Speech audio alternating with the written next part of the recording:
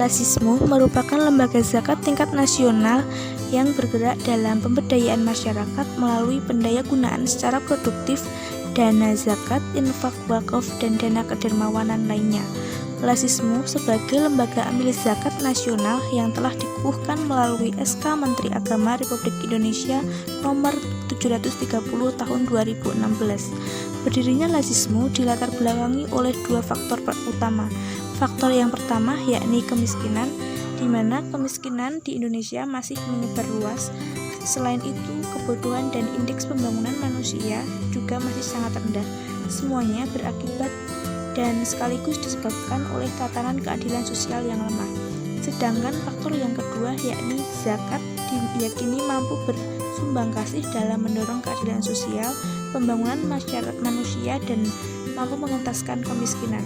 Berdirinya Lazismu ini dijadikan sebagai institusi pengelola zakat dengan manajemen modern yang dapat mengantarkan zakat menjadi bagian dari problem solver sosial masyarakat yang terus berkembang.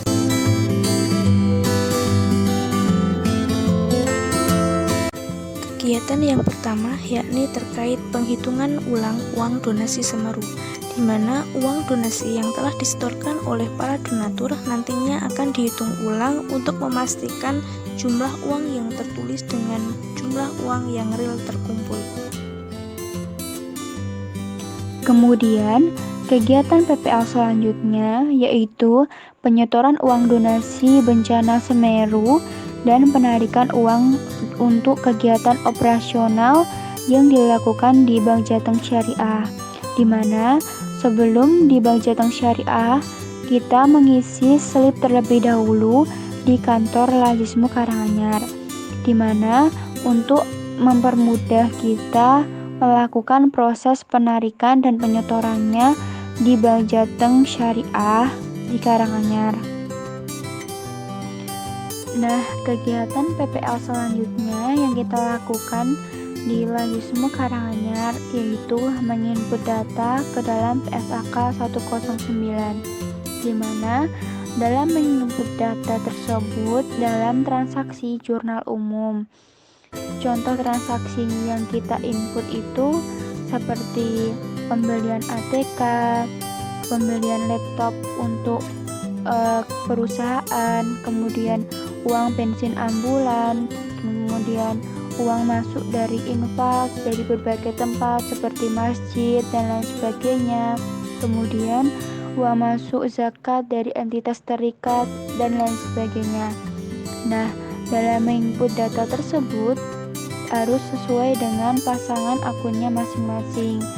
Jadi, menginput data tersebut apabila benar, maka kita dapat melihat balance atau tidaknya transaksi tersebut. Dalam memasukkan data, kita dituntun untuk harus bersabar dan teliti supaya transaksi yang di-input itu benar nominal yang dimasukkannya.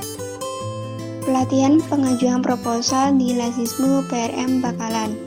Pelatihan ini dihadiri oleh para pegawai atau karyawan yang ada di Lazismu PRM Bakalan. Untuk pembicara pelatihan ini yaitu Bapak Srianto.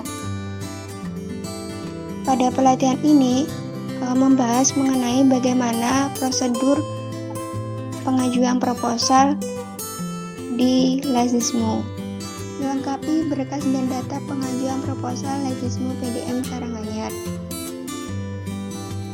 Untuk pengajuan proposal ini bisa dilakukan secara individu maupun entitas. Untuk pengajuan proposal ada beberapa syarat yang harus dilengkapi oleh pemohon, yaitu misalkan mengumpulkan data, KTP, surat keterangan tidak mampu, dan lain-lain. Kemudian mengisi lembar B1 yang berisikan mengenai identitas pemohon. Selanjutnya pihak Lazismu akan melakukan survei, maka akan ditulis di lembar B2. Dari survei tersebut maka bisa disimpulkan bahwa apakah pemohon pengajuan proposal tersebut layak dibantu atau tidak. Selanjutnya yaitu mengisi lembar asesmen. Ketika pegawai asesmen sudah melakukan survei, maka akan membuat lembar asesmen. Selanjutnya yaitu membuat lembar disposisi. Lembar disposisi ini diajukan kepada direktur. Apabila direktur meng-ACC, maka akan langkah selanjutnya yaitu membuat C1 yang dibuatkan oleh administrasi keuangan mengenai lembar permohonan pencairan dana.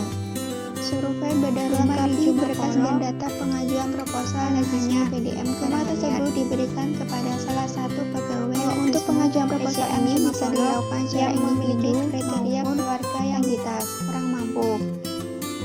Tujuan dari survei tersebut ada beberapa syarat bagaimana perkembangan pembangunan rumah, misalkan mengumpulkan data, KTP, surat keterangan tidak mampu, dan lain-lain. Kemudian mengisi lembar B1 yang berisikan mengenai identitas pemohon.